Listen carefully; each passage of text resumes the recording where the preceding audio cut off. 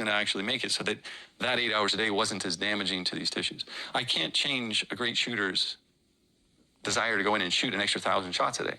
But when they do that, that's an extra 1,000 jumps of wear and tear on that tissue. So now what I have to do is I have to give them something separate that goes on top of that extra training that it makes them good at their skill, that is going to actually make it so that they're more robust. And so that's where we're trying to come up with the minimal effective dose of load for these tissues so that we can give them a little dose of load, anabolic signal. All of the catabolic signal stays almost exactly the same because I didn't change your training. I didn't really add too much of a catabolic signal, so I didn't add too much wear and tear because I did 4 holds.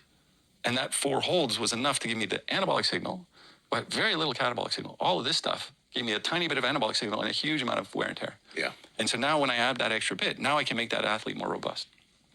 Some holds and some movements, you can just use gravity, like you just got like a lunge, you have like a push-up I can think of. But there's other activities where it might be harder for the person to gauge how hard they're pushing into something. I know you gave the example earlier of the leg extension and kind of setting the weight up for a single leg extension. How does a coach or an athlete figure out like how much they should push into these things? And maybe probably part of your answer is probably, get used to these things first. But yeah, what are your thoughts there? Yeah, so it is a great question. It's to the point where, in full disclosure, we've started a company that's designed to actually be able to tell you how much load you're putting through. And it's designed to basically also improve your performance, but also improve return to play.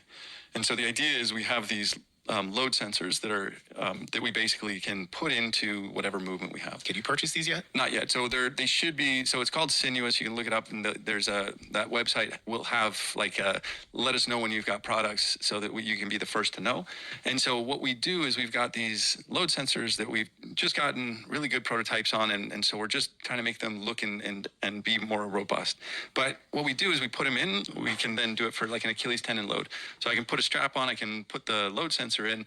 I've got an app that it works with, and now I can do a set of tests that says, here's my maximum.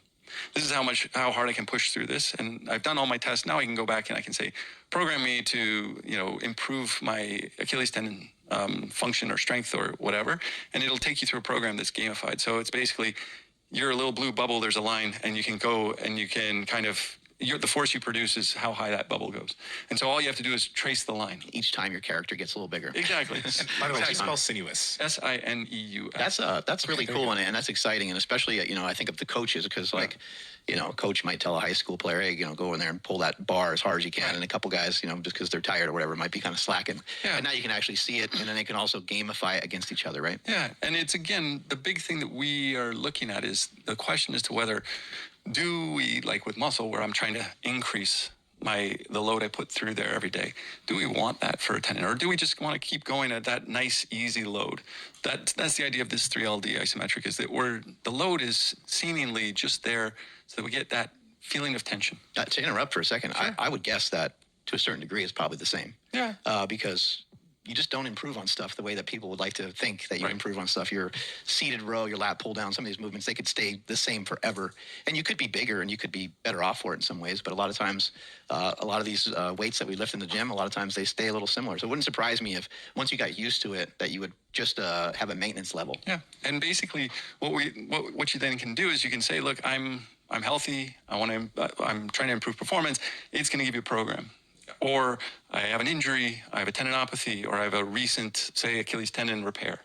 Now what you can do is you can do your physical therapy at home, because only about 10% of people who need physical therapy use physical therapy, because it's hard to get in, it's hard to know what to do, it's all of these big pieces of equipment, and there's no way that you can necessarily do that at home. So people rarely do their homework.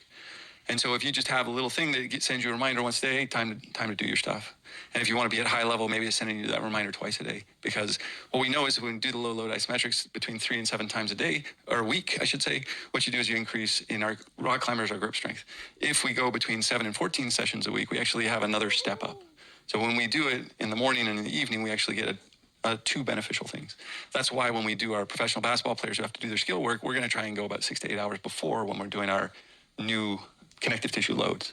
Because what we want to do is the connective tissue cells are a lot like a teenager. They'll listen to you for a few minutes and then they'll turn off for a few hours. Or you can think of it as like flushing the toilet. You can flush the toilet, yeah, everything works great, but if you try and flush it again, it's not going to flush until the bowl fills up. So how long does it take to fill up the bowl so that when we do that next bout of exercise, we actually get the same amount of benefit? It's about 6 to 8 hours. And so that's why we do this these repeats. And so when the rock climbers first started doing this, they were doing it as a twice a day program where they would do partial body weight in the morning, 10 minutes worth of load. They would do it in the evening. And the guys who invented it were these Swedish rock climbing brothers, basically using some of our research papers as the basis for it. And their performance improvements were incredible. And the one brother who started, he was always injured. And now he's never injured and he can rock climb and he can do all that. And that basically we're giving the two anabolic signals, minimal effective dose of load, least amount of wear and tear. So now he's got really positive effect on his tendons and pulleys.